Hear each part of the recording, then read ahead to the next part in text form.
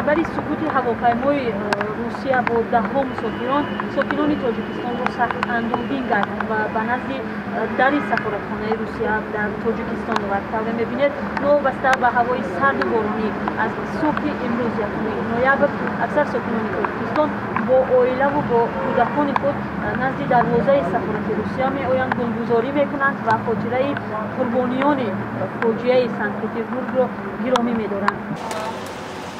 мо ҳамамон инсон ҳастем, ҳамамон оила дорем, ҳамамон аз ин хабардор шудем аз телевизион ва мона эҳсосотамон инҷо кашола карда овард, ки ҳамчун ба мардуми Русия ҳамдардии худамона баён кунем.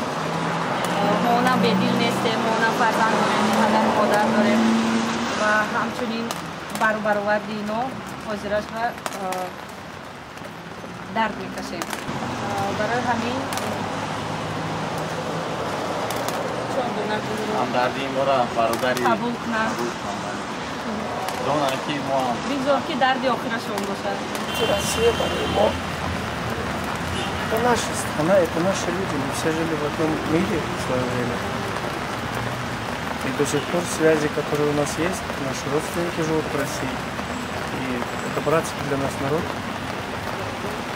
Когда происходит такая трагедия, мы хотя бы таким маленьким жестом должны проявлять уважение и выразить сочувствие, скорбь и соболезнования как семьям тех, кто погиб в этой страшной катастрофе, так и всему российскому народу, для которого сейчас это большая трагедия.